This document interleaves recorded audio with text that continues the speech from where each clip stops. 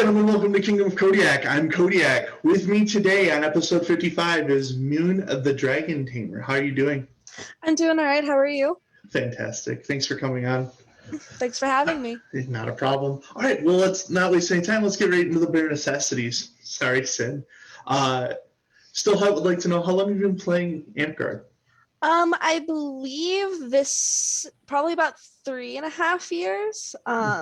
I found it at the Comic-Con in town a couple years ago, and then I got, some of the other people in my household into it, and we've kind of just been hanging out since. So Fantastic.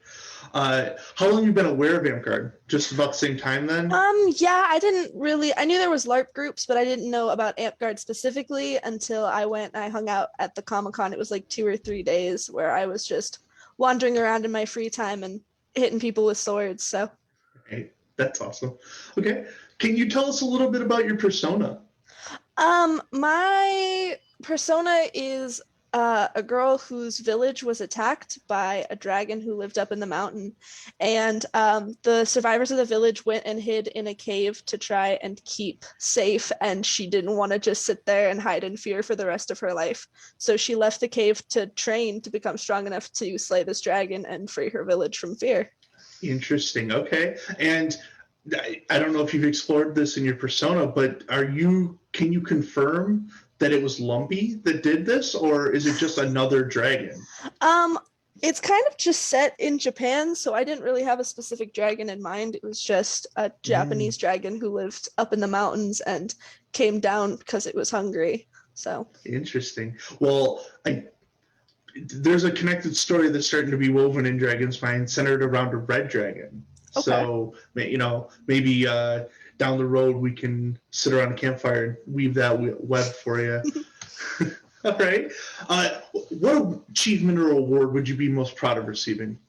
I'm not entirely sure, because I don't know all that much about the awards and things. But something, I think I would prefer something being handmade rather than like fighting, just because I do a lot of work with my hands. I'm a very creative person. I do cooking and sewing and just about anything I can get my hands on. So if it was something for that, I think I'd like that a lot. Yeah. Okay, awesome. All right, let's talk battle games. What would you say would be your favorite battle game? Of the ones I've played so far, I like Don't Wake the Dragon. Capture the flag, but there's the dragon in the middle, and if you get within sword's reach of it, the dragon wakes up and has the ability to attack anybody for, I think, 7 seconds. Yeah. That was definitely one of my favorite. Other than that, some of the carrying stuff from one side to the other of the field, where you have to like use teams to carry them, I like those as well. I think they're a lot of fun. Yeah, that I always reflect on the Don't Wake Daddy game, because when we visited Wyvern's Roost and Sir Baihu did the honors of playing the dragon, and that was a fantastic game. That was so much fun. I had a blast with it. All right, Moon. Moon, when you're playing your battle games, what's your favorite class to play? I started out. Sorry about that. Oh my God. I started out and I mostly play assassin, just because I'm very small, and I have an easy time moving very quickly from one end of the field to the other. So when it comes to things like capture the flag, especially, if I can use the teleport and such to get behind enemy lines, I can grab the thing and I can just book it across the field. So I use assassin a lot. It's my favorite class. It's the one I started with. Okay. So fantastic. And Deverick would like to know, what's your weapon combo of choice? my normal weapon combo is I just go flow. I either have 2 max short swords, or I'll have 2 below max short swords. One's a few inches shorter and then one's a few inches shorter than that. It's a variation, and a lot of people think it's a little bit weird, but I like the balance. So yeah. Well, I mean, flow's the best option, and playing more of a true flow with the shorter and then the even shorter, that's fun. It's got to be a good time. Yeah. All right. Well, those are the bare necessities. Sorry, Sin. We're going to get to the 3 questions the KOK viewers have been asking since week 1. Yeah. We do have resolution to the first question. Sir Glenel's toaster. I have Sir Glenel's toaster. We just have to figure out how we're going to get it to him. But what about a soda maker? How do you feel about Sir Glenelf getting a soda maker? Soda makers are cool. I think a snow cone machine would be better though. Snow cone machine. Oh man. Well, now the game just got changed real quick. Okay. All right. All right. Well, what's your thoughts on bears? I think polar bears are pretty cool. Polar bears. Oh, there's Yeah. a bias there. I can already feel the bias. Okay. So we're gonna give a half point to Morgan at this point. Who would you say is your favorite bear? I don't know. I don't know if I can pick a favorite. So we're gonna take the half point away from Morgan. And then Damon and Billy wanted to know, why are bears so cool? There's lots of reasons, I would think. I don't think there's any one thing to pin down about bears, but bears are pretty cool. All right. Okay. All right. What would be your thoughts on Dragonspine getting a mobile pool and or jacuzzi? I feel like it would be a little bit hard to transport, but I think it's a cool idea. It gets really hot out here, so having a good way for people to cool off is neat. Yeah, right. Would you allow bears in the mobile pool and or jacuzzi? It depends. They have to behave. Oh, well, Morgan, you definitely are out at this point. And then we've had some talk about possibly doing a calendar to fund this mobile pool and or jacuzzi. What would you say about funding such a thing? I don't know. I don't really have many thoughts on that. All right. Okay. Well, those are the 3 general questions that we've asked every week of KOK. 55 episodes at this point for anyone who's counting. Let's get into your questions, okay? You had 5 different people ask about your pants that are in your photo for the announcement post. Let's talk about them. So the pants I'm wearing are called hakama. They're a traditional Japanese pants that are worn by samurais and other types of sword fighters. They were also worn by common people in rice fields and such. They were often paired with kimono tops. The ones that I'm wearing in the picture, I made myself for a costume, but I figured that they would work as amped guard garb until I could get the stuff to make my pair in black to match my actual plan for my garb. But I made them myself. It took me probably like 36 hours, I think, of just straight working on them to get them completely made. I do have commissions. People have bought them from me. I'm making a pair for Morgan and Ivy, as well as my father, as a birthday present for him. So you had mentioned this off camera, but can you just let the people know how much fabric it takes to make a pair of those pants? So just talking the cotton fabric that I need for the physical pants itself, it takes 6.5 yards of fabric. On top of that, I need 4.5 yards of interfacing for the pockets as well as the ties around the waist, and another sheet of plastic interfacing about this big for the back support. Yeah. That's a lot of stuff to make pants. It takes one of the thicker bobbins. The entire bobbin is used up to make the one pair of pants because of how many reinforced seams there are on it, just to make sure that it holds up when you're doing a lot of physical activity like amp guard. Wow, that's super cool. All right, well, Morgan does want to know when his pants will be ready. As long as I actually keep and stick to working on them every day after school, they should be ready in about a week and a half, just because I have so many to make. But I do need to get the measurements from him. He still hasn't sent them to me. I need to get the exact measurements so I don't make them too small. Okay, so we're going to check back in around the 17th or 18th to make sure that this got done. But all right, but Morgan, you got to get those measurements in or she can't do the work. That's just how that is. All right, still would like to know, what's it like being a second generation player? I started in, I was really young. I wasn't old enough to hold office, but I really wanted to. So I wound up being the heir apparent for the park for a while. There's a lot of people who I'm a little bit scared to interact with just because they have been doing this for so much longer than I have. it's very mildly intimidating having people with so much more experience than me. I'm a little nervous to mess things up, but it's a lot of fun. I can learn a lot, and I love to learn from people. So Now, true or false here, you and your father started roughly at the same time. yeah, so my dad started a few months after I did. Okay. I found it at Comic-Con and he hadn't been to the Comic-Con.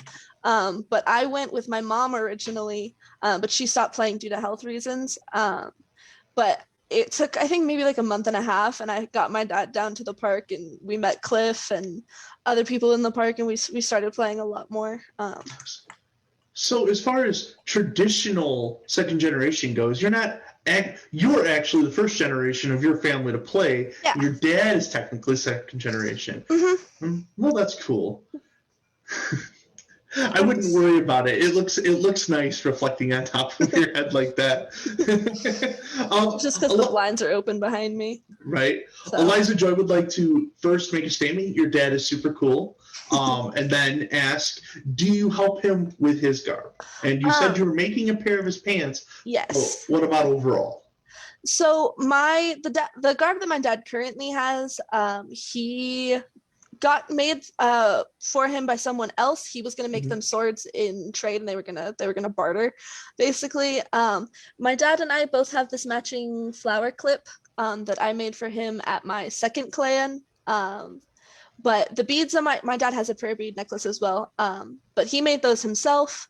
I did suggest knee pads and a cup for when he was fighting, but his garb, I don't really help him with it all that much. He kind of has an idea of what he's looking for and he goes with it. But I am making him the pants, like I said, because it's a little easier to move around in than a skirt is.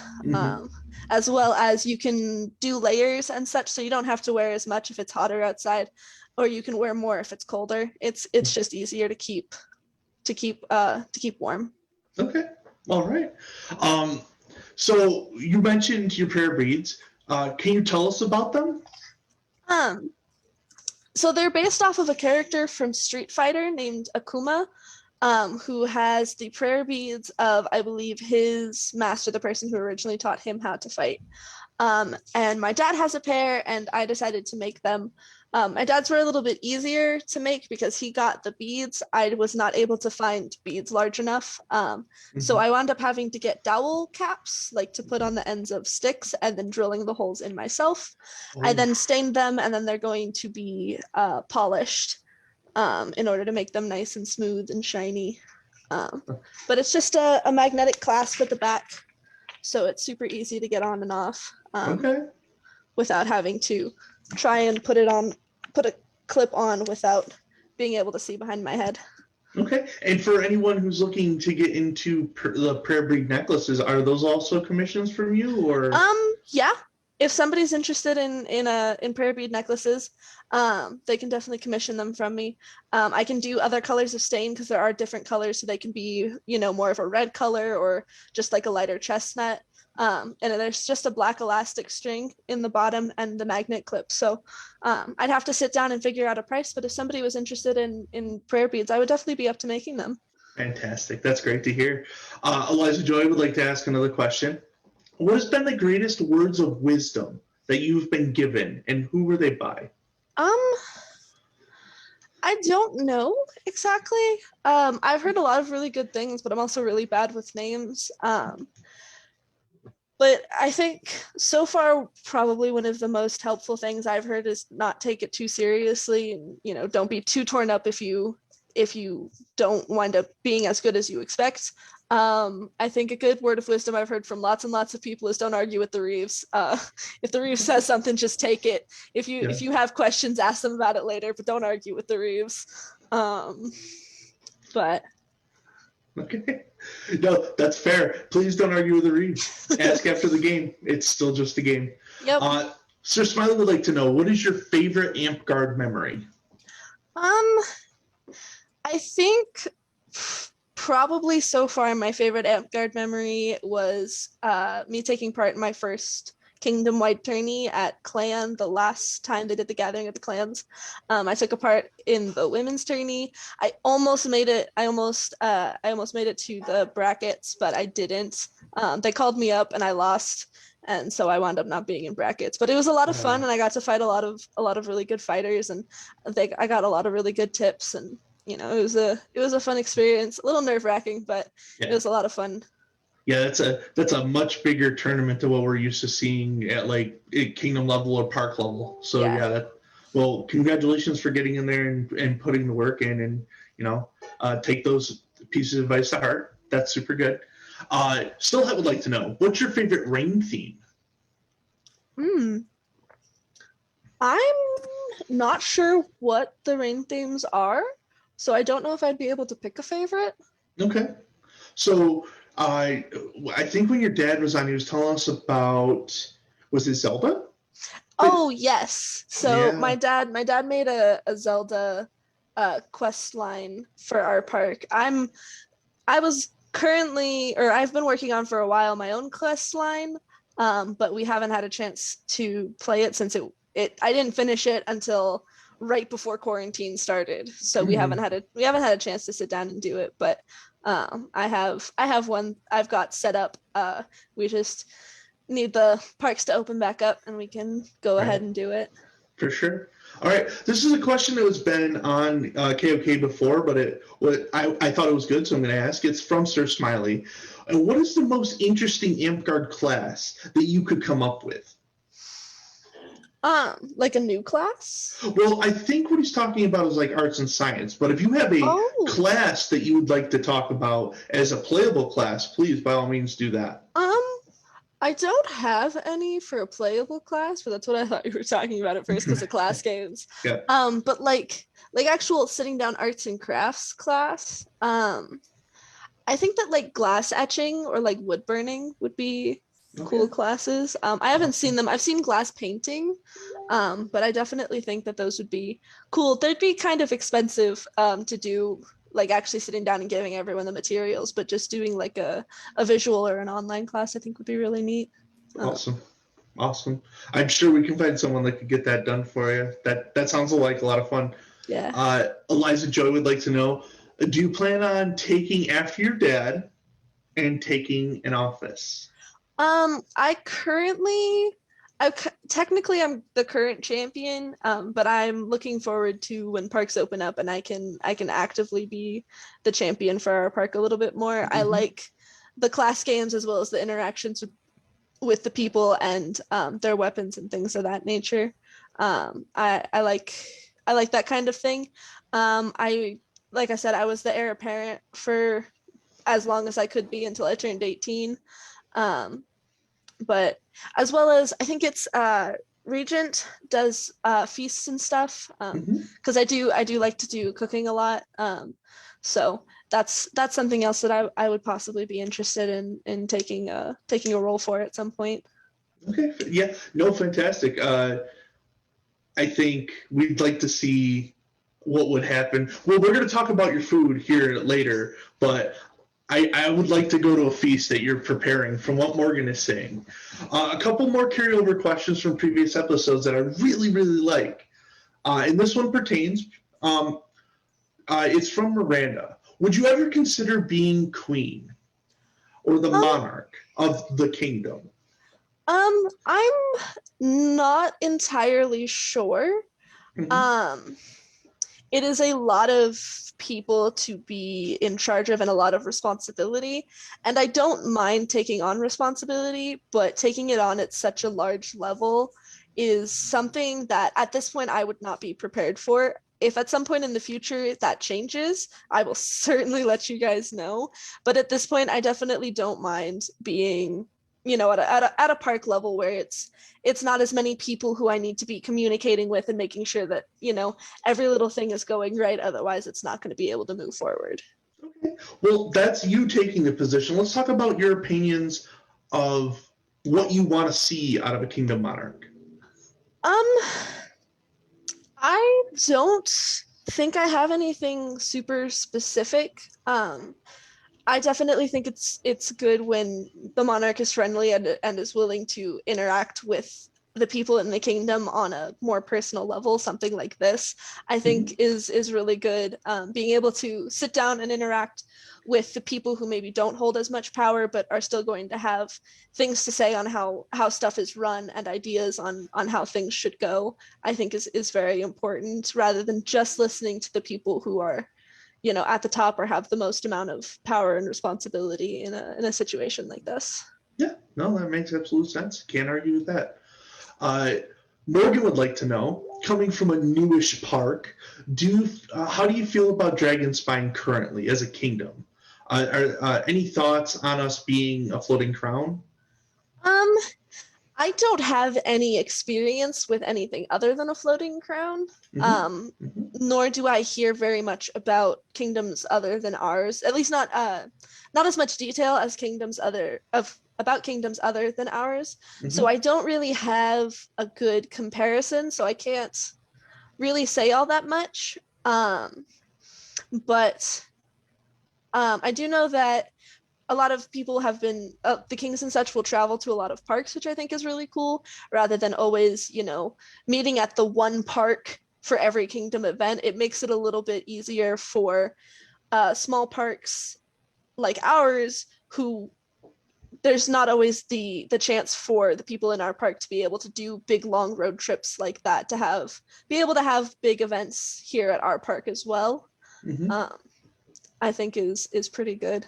So Yeah, it was. I remember when we had our first mid rain at Wyvern's Roost, the Kingdom did, yeah. and your park is so welcoming and helpful, and your field for your park is so big that we could Yeah. run all of our bear pits without any problem, and still have room for battle games if we wanted, and practice, and then still had places for people to sit. Wyvern's Roost is a fantastic park. Yeah. You guys do everything in your power to keep that location and keep it going. It's beautiful.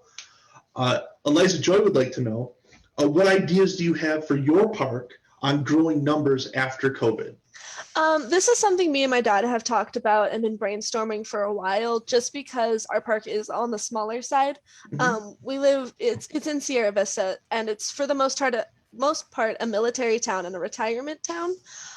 So things that we were thinking about doing is going to the college and the library and putting up posters, as well as possibly going on post to put up posters and things of that nature there, just because a lot of the people in our park are my age or my dad's age, and there's a big gap, because I'm 19, and so there's a lot of people in their teens and early 20s who are there, and there's lots of people who have, like Morgan, who have been doing this a lot, who come down and visit the park, Mm-hmm. and like my dad, who are older, but there's nobody in the late 20s to mid 30s range in there. So we're hoping that going to the college and on post and advertising in, like the mom and pop shops in town, the Mm-hmm. coffee stores and things of that nature out here might get us a more diverse crowd, as well as more people who would be interested Yeah. in joining Guard for the long term.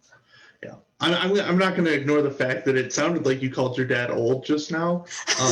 Yang, I mean, you're not here to defend yourself at the moment, so we're just going to have to roll with Yang being old. I'm sorry, folks. Not It's old, just just older. older. Okay. All right. All right. He's not old yet. We're not there yet. That's fair. That's fair. Liza Joy has another question. She'd like to know the funniest thing that's ever happened at your park or at an event. Um, I'm not sure. Um, hmm. I can't think of anything right off the top of my head. Okay. Um, All right. Well, maybe Eliza had something that she wanted you to say, and then maybe just slipped your mind. One of my favorite questions. I've been asking it for a couple weeks now. It goes along with some of the questions I keep asking every week. If you could change one rule in Amtgard right now, what would it be and why? um, hmm.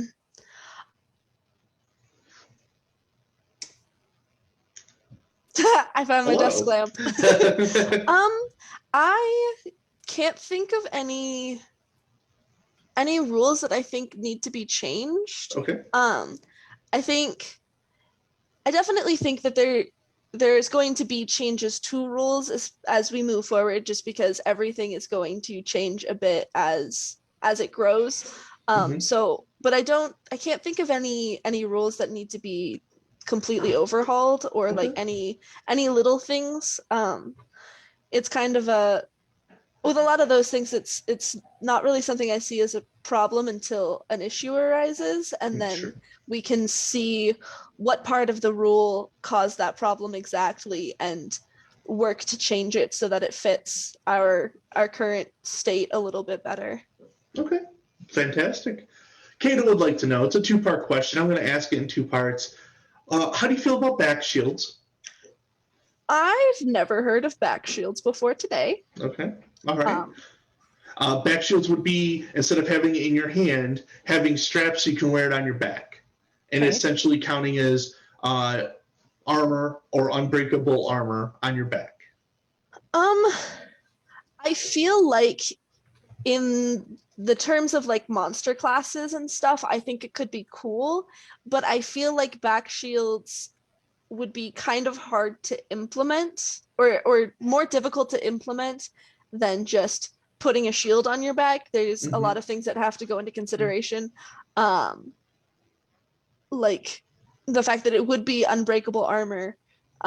You know, if you have a back shield and it gets broken, you'd have to be able to take it off. Mm-hmm. There's also chances that you won't be able to feel the hits nearly as well because it's not something being held and you've got that thick layer of padding there. Yeah.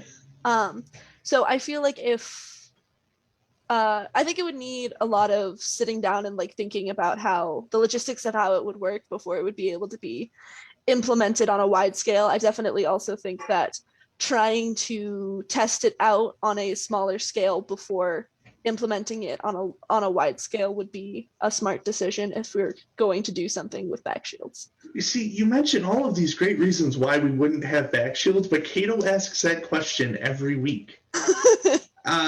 So the second part of his question is, what makes a better back shield monster? A turtle, a crab, or a snail?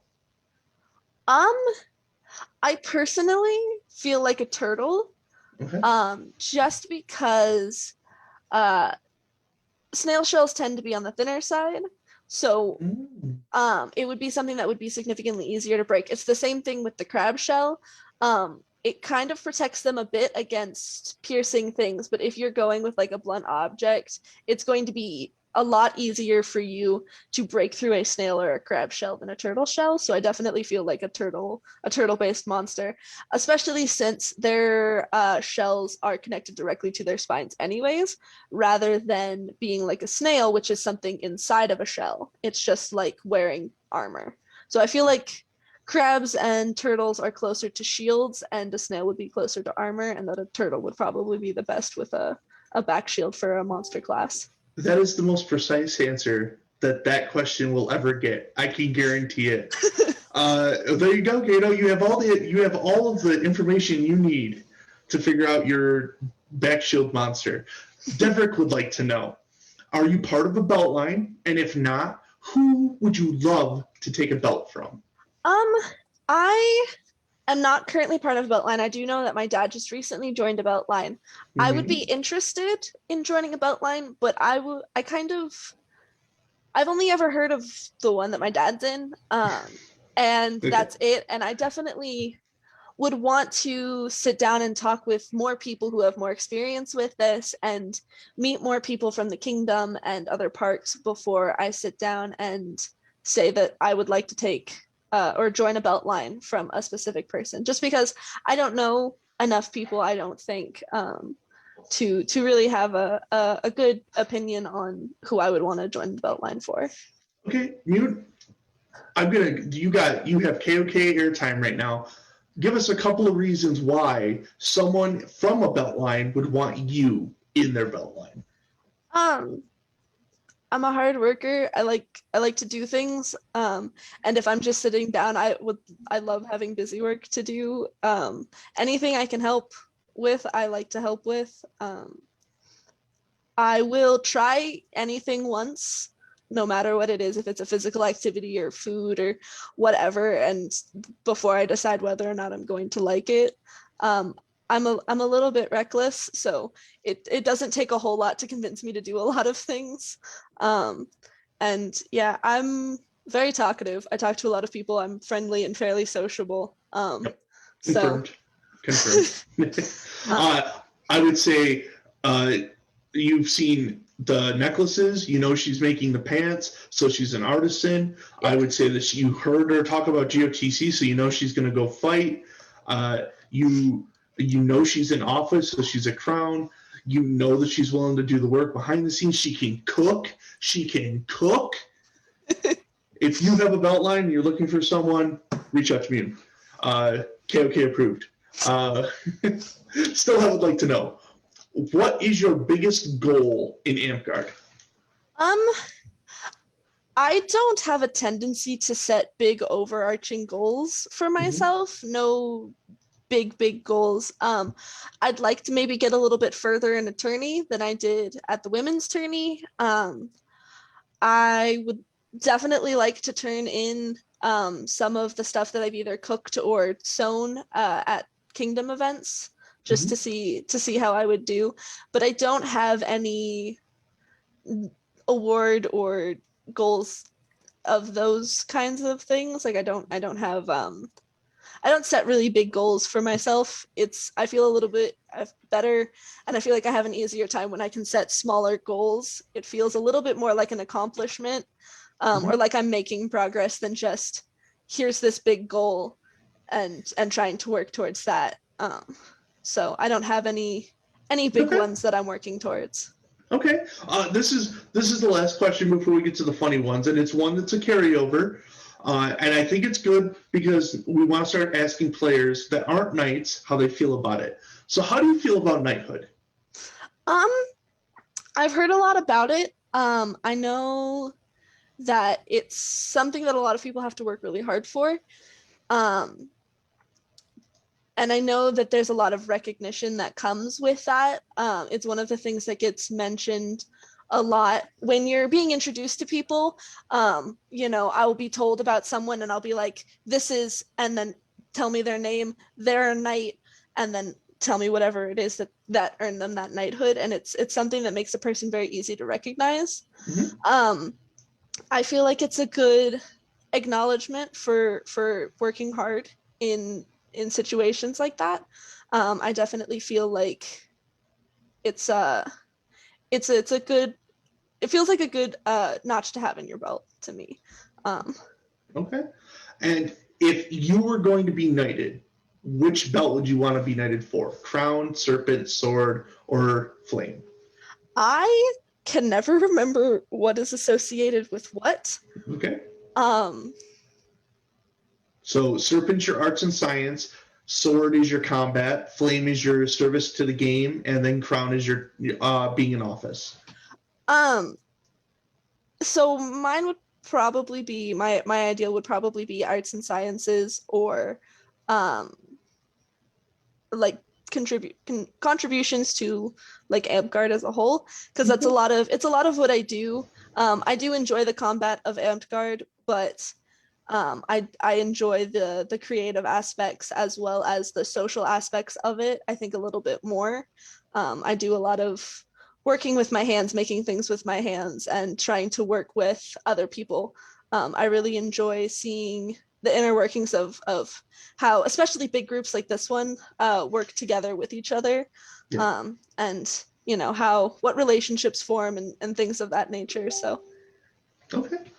That makes a lot of sense. I can actually see you being a four belted, but that's just me. You know, you want to fight, you want to do service, you want to be in office, and you want to do arts and science. That's all four of them. So, you know, stay on that grind.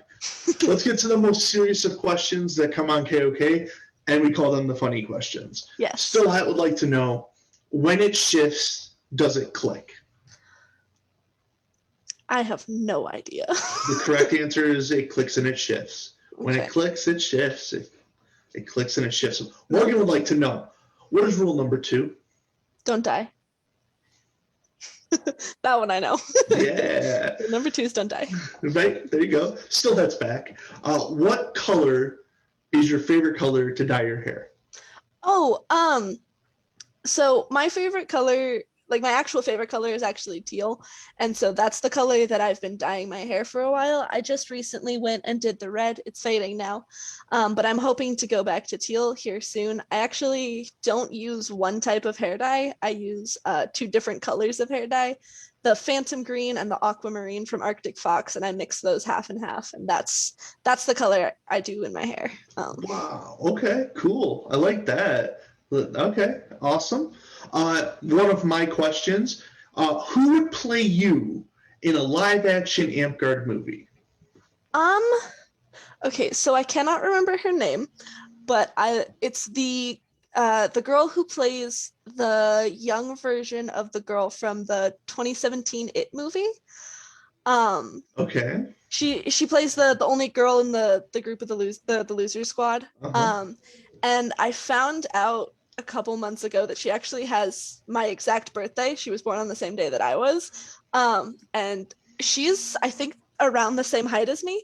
And I definitely wouldn't mind her playing me in a live action Amtgard movie. I think that would Fantastic. be super cool. I just in a couple weeks, barring an election here, I'm going to be doing some champion stuff. Remember you said that because I think you're going to be able to contribute to this, my first challenge as champion.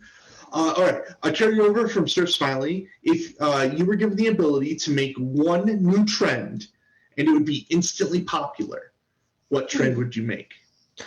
Um, I feel like wearing sort of more old-fashioned or traditional clothing, like out as casual wear. Like my pants that I have are like ball gowns and tuxedos and coattails and things of that nature. Like wearing them is just like casual everyday wear, like Okay. as an out on Okay. the street thing. I feel like our streets would be a lot more interesting to look at than tank tops, t-shirts, and khaki shorts. For sure, for sure. I'm here for it. I mean, I'm in dress clothes right now. Kato would like to know. This is a carryover question. Who is winning the Grow Back Challenge, and why is it Kato? So Kato and I shaved on the same day for St. Jude's Children's Hospital. I have trimmed my beard so that I only have a goatee, but very clearly I'm winning this battle. I haven't seen a picture of him recently, so I would not be able to give my opinion on that. But I do think that your facial hair is growing in rather nicely. Yes. So by omission, Kato, you lose. I'm winning. Still, I would like to know your favorite Sonic character. So I kind of had a weird thing for red characters when I was a kid, that they were always my favorite. So my favorite Sonic character, I haven't seen anything from Sonic anytime recently, but was always Knuckles. Yeah. I had it was Raphael from the Ninja Turtles was my favorite Ninja Yeah, Turtle there too. you It was go. always the angry red characters are my favorite. All right, so you were a Jason from the Power Rangers kind of guy. Yeah. Tyrannosaurus, yeah. Okay, all right. Morgan would like to know if you could pick any animal, fantasy or otherwise, to go to the size of a dinosaur. What would it be, and what would it be used for? To the size of a dinosaur. I think a baby duck, but only when they're babies. When they grow into adulthood, they shrink back to normal duck size.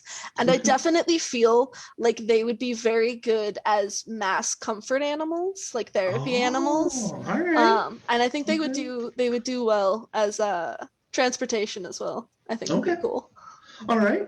That sounds good. Arkin, kind of a similar question from Arkin here, but if you could be any mythical creature, what would you be and why?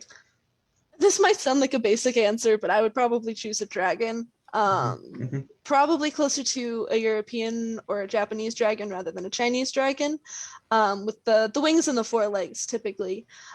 Just because, first of all, reptiles are gorgeous, and I would love to be that elegant. As well as really like the idea of being able to fly and like having wings. Yep. And I feel like being able to soar through the sky, wind on your face of your own volition at any time would be a really calming and tranquil experience. Absolutely. I like that. All right. Again, Cato had another really good question that I wanted to save. I want to keep using it. If you could visit anywhere in the world, where would it be? I would probably visit Japan. Yes. I'm a little bit of a nerd, a little bit. I spend a lot of my time watching anime and things of that nature, and Japan is just a lot of things that I am interested in, even if I wasn't a huge anime nerd. Mhm. Just I love the scenery and the nature, and they have lots of foods and stuff that just grow wild out in the forests. It would probably be closer to rural Japan rather than in the big cities, just because I like the wide open spaces and the rolling hills and the thick forests and things of that nature. I'd love to just go backpacking there for a couple of months and just not have any responsibilities, just be able to travel around. You're missing the. What about the katanas, the swords? I went to a sword store today. I went to a sword store today, and I think I got to restart my collection. I just got to create a wall of swords again. It's got to happen. But yeah, all of that sounds wonderful. Just a great time hanging out in Japan. Okay, big question here from Stillhat: are birds real? No, the birds work for the bourgeoisie. See, everyone seems to know that except for me. Sir Smiley had a great question. I'm modifying it slightly though. What's the best cheese? Oh, if you want best overall, Mm-hmm. I would say something like mozzarella. Oh. But if you want my personal best, my personal favorite is brie cheese. It is really good to spread on like cheese and crackers. It is so good. I prefer soft cheeses personally, but if you want good overall, mozzarella works for just about anything. So. All right. Morgan, who wanted to reference that he knows you're a good cook. So, what's your favorite dish? I don't really have a specific favorite, especially since I'm still learning a lot. I've been cooking with my mom since I was 4. I started cooking family meals on my own when I was 9. But there's lots of things that I need to learn. Just about any Asian foods, as well as a lot of the Hispanic food, which I see a lot of and I get to try a lot of since we're right next to Mexico. They're a lot of fun to cook. I love the smell and the spices. I don't have a specific favorite dish. One of my favorite foods has been pork buns, which is just like, yeah, it's so good. I love pork buns so much. I actually just got a bunch of steam buns to have for dinner here in a couple of nights that have, oh God, what is it called? It's not teriyaki, and I can't remember what it's called now. Kimchi. I've got a bunch of kimchi steam buns in my freezer right now that I can make. But just about any type of Asian cuisine. I love the differences between the Mexican cuisine and the Asian cuisine, just because there's a lot more vegetables giving the spice in the Hispanic cuisine out here, and a lot more sauces and things of that nature that give the spice in Asian dishes. And I think it's really interesting to see the differences in the cultural Awesome. foods. Awesome. Love it. Can't argue with it. Pork bun Madrina Wyvern juice. Is that what's going on? I'm here for it. I have to get more bamboo steamers first. Well, I mean, we'll have to figure out how to get you more bamboo steamers then. Another carryover question from Sir Manthax. Who's your favorite author and why? So the author I read the most of, and I think I probably would call my favorite author, is Neil Shusterman. He writes young adult books, which is just in my demographic. But he writes a lot about dystopian futures and the way the world could possibly turn out, and I think it's really interesting. So far, my favorite book series of his has been The Ark of Scythe, which is the story of what happens to society after we have figured out how to cure death and turn back aging. And overpopulation starts to run rampant. And so they have to have scythes who go around and kill certain people just to keep the population down. And it's the story of Rowan and Citra, the two main characters, as they train to become scythes from one of the older scythes. Wow. Yeah. Okay. All right. That's a little deep for Kodiak's brain, but you can have that. More up my alley though. Still would like to know, what's your favorite YouTube channel? Currently I've been watching a lot of Technoblade, who's a Minecraft streamer. He's on the Dream SMP, so he does basically it's a role play, but they're playing Minecraft. And it's an improv thing, but he's got a lot of really good energy, and I like watching his stuff a lot. Cool. All right. We got 3 from Morgan and we're done. Morgan would like to know, if you could meet anyone in history, who would it be and why? Is it Freddie Mercury? See, my first thought, just hearing a person from history, is Genghis Khan, but I would be mildly terrified to have that conversation. Freddie Mercury would definitely be very interesting to talk to.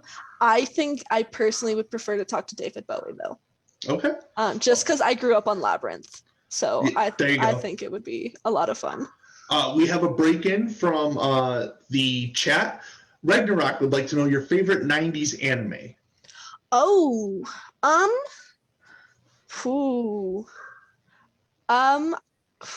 is Inuyasha 90s? Yeah. Inuyasha, it's the reason I have these pants. I call them my Inuyasha pants. It's 600, almost 700 episodes, and I've binge watched all of it in like a month. So I think Inuyasha, it's one of my favorite animes, period. It is so good. Ooh, that's debatable, but I mean, it's a good anime, don't get me wrong, but I mean, if you were watching that at the same time on Toonami, you had a chance to watch Case Closed and Yu Yu Hakusho, and both of those, in my opinion, are better animes. But it's not about me. 2 more questions from Morgan. If you could have tea with any fantasy character, who is it and why is it Tyrion Lannister? If you want to stick with Game of Thrones, I'd rather have tea and the conversation with Khaleesi than Tyrion. Tyrion would be cool, though. I would love to talk to him. I feel like he would be a little bit angry. I feel like we would start yelling at each other. I feel like it would devolve to that really quickly. All right, last question. Bear with me. If it takes a chicken and a half, a day and a half, to lay an egg and a half, how long would it take a grasshopper with a wooden leg to kick a seed out of a dill pickle? 4 purple triangles. 4 purple triangles. Mune, thank you so much for coming on today. If you could just bear with me through some announcements, we'll say our goodbyes. Dragon's Spine and Burning Lands, we've got a couple more weeks of the RP page. Please go check that out. We have some very good character defining going on that page. Dragon's Spine, this week specifically, we have votes for Kingdom Officers due. Until the 26th, I believe, we have award recommendations open. So if you have anyone in the kingdom that you thought had earned an award, or if you think a friend has someone that they know in the kingdom that deserves an award, send that out. Currently, we have 5 people that have turned in recommendations. So that's a super good start, but let's keep it going. Mune, thank you so much for coming on today. Thank you for having me. It's always a blast to talk. It's been a while. I can't wait to go to Wyvern's Roost again. I'm going to bring a whole truckload of people with me. It's going to be fantastic. We're looking forward to it. All right, folks. Until next week, I've been Kodiak. This is Kingdom of Kodiak. Goodbye.